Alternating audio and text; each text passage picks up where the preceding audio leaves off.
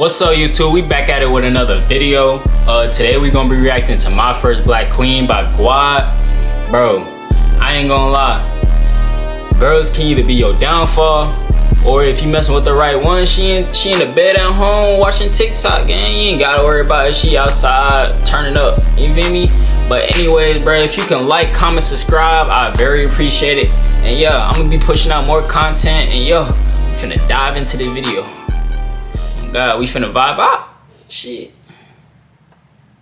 So the moment I seen this girl, I thought to myself, fuck school, fuck my self-improvement, fuck the bag. I'm coming out of this trip with a new wife. Oh, shit. I'm dead. Fuck, gang, you good? This man. Damn, I'm finding a head I think this might be infected, gang. Damn, man, finish telling me about that black bitch you met at Boston. Oh yeah, look, that is what happened. So for those of y'all who've been watching my videos for a while now, you might remember how in my Theater Kids video, I briefly mentioned a scholarship program that took me and other random high school students from Chicago to Philly to check out potential colleges. Now that same program also did junior year summer trips, this time to stay in one school for 2 weeks to get the taste of that college experience. And then we're gonna send me and 2 other Chicago randoms to Boston. Now if I'm being for real, I don't know why they chose Boston out of all places for me. Like, I can't think of one cool thing out of Boston. Chicago, we got drill music. Philly, cheesesteaks, but Boston?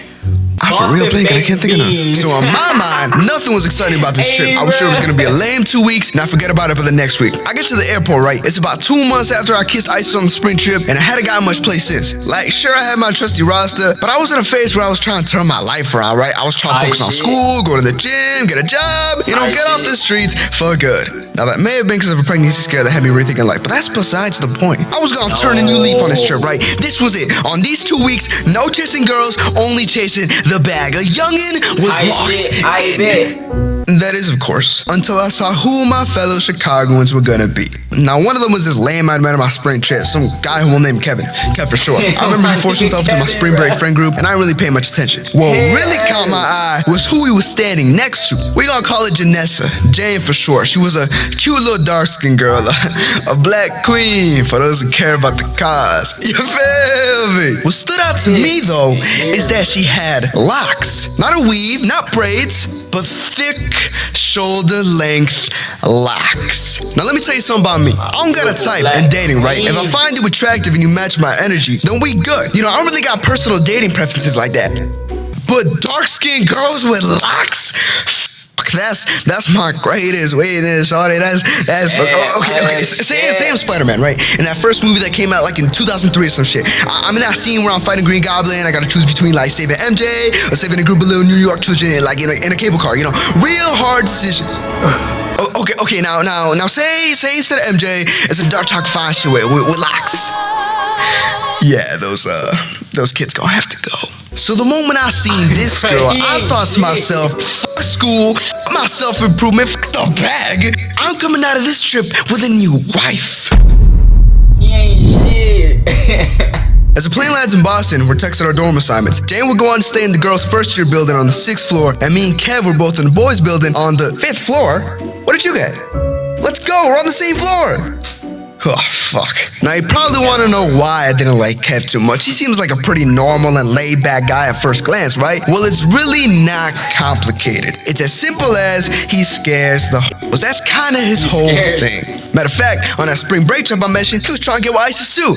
But he ain't got game like a young and so he wasn't competition, you feel me? He still got a lot to learn, you feel me? He was still a walking alpha trying though, and I ain't forget. Anyway, we get to our dorms and start the week. We gotta schedule 2 seminars per day, and the rest of our time was to explore the campus freely. I chose a law class and a chem class, and by some grace of God, Jane was in that same chem class. And man, did she make that lab coat look good. Now in that same class, I made some good friends too. We gonna name them T and Roy, and we formed a little clique, cause we like that. And as our first class of the week ended, I told him I was feeling Jane, and I asked him how I should approach her for a convo. Why don't you ask her for her name first, then compliment it, even if it's some basic shit. Just say it's a pretty name. I like that, that's a good idea. But shit, I gotta make a good first impression. T, let me borrow your dreads. Man, what? Hey. I said let me borrow your dreads. Gang, I can't just take them off. Let me borrow your dreads, bro, damn, I'll give them back. Alright, damn, alright. I'm fun on what's good, shawty. Watch y'all on that, man. And who are you? Shake your dress, shake your dress, shake your dress. Oh, man. YBG Guad. What's your name? YBG Guad. I'm not calling you YBG. No. So really, it went like this. How's it going? My name's Guad. And I went for a handshake, right? And the trick here is to hold a hand slightly longer than the usual handshake by pointing something out to show your attention to detail. Maybe start with saying her hands are soft. I did that, and I probably added a subtle compliment to her nails or jewelry while I was at it. Yo, listen and learn. I'm putting you on. She gets okay, Guad, I see you. I'm Jane. You got a pretty name, Jane. You from the Chicago area too, right? Mm-hmm. Yeah. What part? Englewood? Englewood. Yes, sir. as in Englewood, Chicago, Englewood, that Englewood. Now, for those of you who aren't white boys on Reddit or Trampler Ross himself, you probably don't know why Englewood was the worst possible answer. Well, let me start with some Chicago history. See, in 1969, leaders of rival Chicago gangs, the Black Disciples and the Supreme Gangsters, later known as Gangster Disciples, agreed to a merging of the gangs into one Black Gangster Disciple nation. However, due to the original leaders either dead or locked up by the late 70s, the gang split into senseless violence, which ultimately led to the ongoing gang war between the BDs and the GDs, glorified in their music to this day. As it stands, Englewood is deep GD territory. My point being, it really doesn't matter who you are. You don't really get Swiss cheese if you ain't a GD for yourself down in Englewood. And sure, if you know me, I'm big 500 gang till I die, you feel me? We ain't scared of no folk and all that. But I'm not trying to get caught in no wrong block over some pussy, y'all. I'm good. I have a future ahead of me. I'm one of the studious ones, y'all. I'm not like these. Hey, bro, don't they be like, hey, check it out? You not supposed to check it out? Like, right? These hooligans? Hey, I behave. You don't, you thug. But damn, I can't show her I'm scared of where she lived this early into getting to know her. That'll be an ick for sure. Plus, I still got a good week before we gotta go back to Chicago, so that's not something to worry about right now. We'll deal with Englewood when we get to that. That's just gonna have to be Future Guad's problem. If you play video games a lot, you might be able to get paid some real money. If you live in the US and you play video games for over 10 hours in a week, anytime in the last 5 years, you might be able to... Hella ads on this bit. I mean, I never been to Englewood. Maybe you can show me around sometime. There's gonna be a sometime? Holy shit, she just tossed me the ball. It's in my court. Ask for the number. And just as I'm about to ask for her number, hey Guad, are you going to the gym again today? No, Kev, no. Cause I saw you yesterday at the gym and you were there for hours. Like 3 hours, right? Can you believe that? 3 hours Guad was in the gym. Yo, so I got a decent frame in real life, right? But I never bring up the gym to girls, bro. That's gross to them. Yo, I'm gonna give you some free game here. Lock in. You never tell a girl how often you go to the gym, all right? She say you look good, you say thanks. She asks if you work out, you say shit. Now really, that's just my genetics, right? You don't go on about macros and bulking a weekly split or winter arcs, bro. You look gross. Like these girls want a man who's winning in life, who doesn't yap about how he got there. He just is there. He's making it look effortless, you feel me? Does that make sense to y'all? Cause it clearly didn't make sense to Kevin's bitch ass. Y'all live for that long? That's an ick. Yeah, that's it. There was no coming back for that, bro. So I just hit her with a sigh of shame. And I think she left with her friends after that. Now, even though I still had a chance, I had to make sure Kevin's bitch ass was as far away as possible before approaching her again. Anyway, the rest of the week went by, and I was getting real impatient of not having this girl's number yet. So that Friday night, I set up an emergency meeting with only the realest motherfuckers I met on that trip.